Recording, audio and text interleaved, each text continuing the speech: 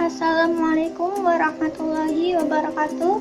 Kami dari kelompok 6 akan menjelaskan mengenai model pengembangan kurikulum. Sebelumnya, perkenalkan anggota kelompok kami. Yang pertama, Dwi Fitriatul Arifah. Yang kedua, Taufik Hidayat Pratama. Dan saya, Maikusumaningrum. Baik, saya akan menjelaskan mengenai model pengembangan Taylor, model pengembangan administratif, model pengembangan grassroots. Sebelumnya, apa sih model pengembangan kurikulum itu? Jadi, model pengembangan kurikulum adalah model yang digunakan untuk mengembangkan suatu kurikulum, di mana pengembangan kurikulum dibutuhkan untuk memperbaiki atau menyempurnakan kurikulum yang dibuat untuk dikembangkan sendiri, baik dari pemerintah pusat, pemerintah daerah, atau sekolah. Untuk melakukan pengembangan kurikulum, ada berbagai model pengembangan kurikulum yang dapat dijadikan acuan atau diterapkan sepenuhnya. Secara umum, pemilihan model pengembangan kurikulum dilakukan dengan cara menyesuaikan sistem pendidikan yang dianut dan model konsep yang digunakan. Terdapat banyak model pengembangan kurikulum yang dikembangkan oleh para ahli. Sekurang-kurangnya terdapat 7 model pengembangan kurikulum.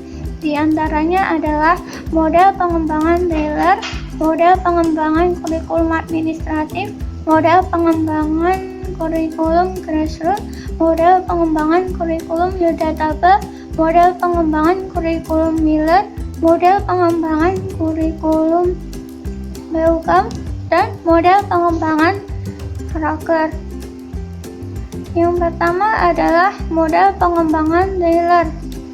Model Taylor adalah model yang paling dikenal bagi perkembangan kurikulum dengan perhatian khusus pada fase perencanaan.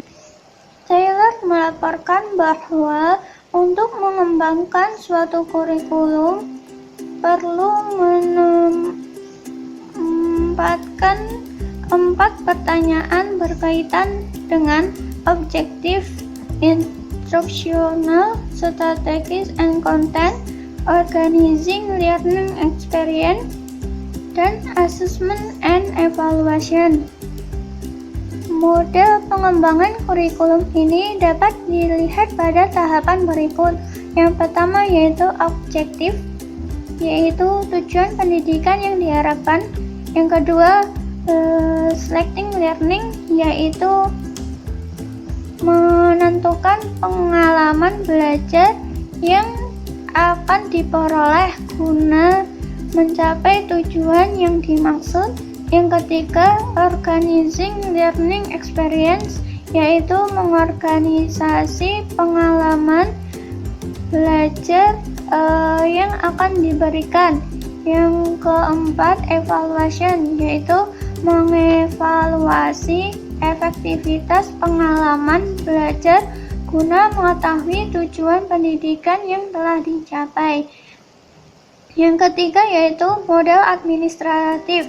Model ini merupakan model pengembangan kurikulum yang paling lama dan paling banyak dikenal. Diberi nama model pengembangan administratif atau Landstaff karena inisiatif dan gagasan pengembangan datang dari administrator pendidikan dan menggunakan prosedur administrasi. Model pengembangan ini bersifat sentralisasi. Cara kerjanya yaitu atasan bawahan atau top down. Yang ketiga yaitu model pengembangan grassroots. Model pengembangan ini merupakan kebalikan dari model pengembangan administratif. Inisiatif dan upaya pengembangan kurikulum bukan datang dari atas, melainkan dari bawah, yaitu guru-guru atau sekolah. Model grassroots lebih demokratis karena pengembangan dilakukan oleh para pelaksana di lapangan, sehingga perbaikan dan peningkatan dapat dimulai dari unit-unit terkecil dan spesifik menuju bagian-bagian yang lebih besar. Assalamualaikum warahmatullahi wabarakatuh.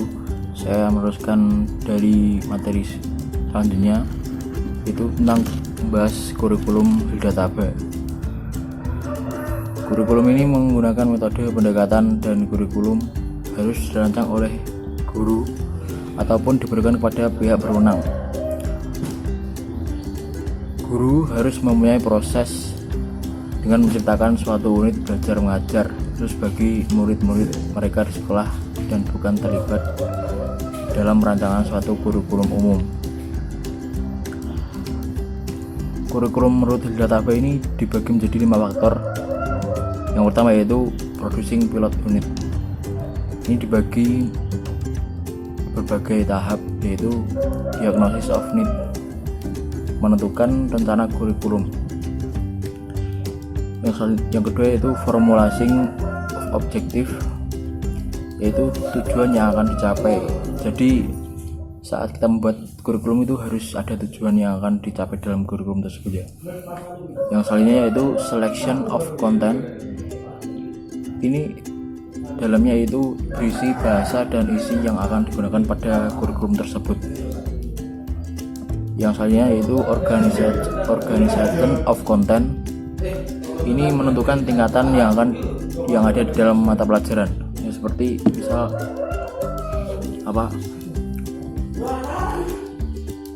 kurikulum ini dibuat untuk kelas berapa, atau misal tingkatan SD, SMP atau SMA. Yang selanjutnya yaitu organization. Yang selanjutnya yaitu selection of learning experience. Ini strategi dipilih oleh pembuat. Jadi pembuat kurikulum itu bisa menentukan strategi yang akan digunakan dalam mata kuliah, dalam mata pelajaran. Organization of learning activities. Guru membentuk kegiatan pembelajaran yang akan dilakukan. Ini seperti yang selanjutnya yaitu determination of way to evaluate and of the ways and means of doing it. Guru memilih alat dan teknik yang sesuai untuk menilai siswa dan menentukan apakah tujuan kurikulum sudah tercapai. Yang selanjutnya checking of balance and sequence. Meminta pendapat dari pekerjaan kurikulum untuk melihat konsistensi antara berbagai bagian unit belajar mengajar, untuk melihat alur pembelajaran yang baik dan sesuai keseimbangan antara berbagai macam pembelajaran dan ekspresi. Faktor yang kedua dalam membentuk kurikulum adalah testing eksperimental unit. Uji ini diperlukan untuk mengecek validitas dan apakah materi tersebut dapat diajarkan, dan untuk menetapkan batas atas bawah dari kemampuan yang diharapkan. Faktor yang ketiga yaitu revising and consolidating. Unit pembelajaran ini dimodifikasi menyesuaikan dengan keragaman kebutuhan dan kemampuan siswa, sumber daya yang tersedia, dan berbagai gaya mengajar, sehingga kurikulum dapat sesuai dengan semua tipe kelas. Jadi disamakan, tidak berbeda dari kelas 1 sama kelas lain. Yang keempat yaitu developing and framework. Setelah semua unit dirancang, perencana kurikulum harus memeriksa apakah ruangan lingkup sudah memadai dan urutan sudah benar. Yang kelima yaitu installing and disseminating new unit.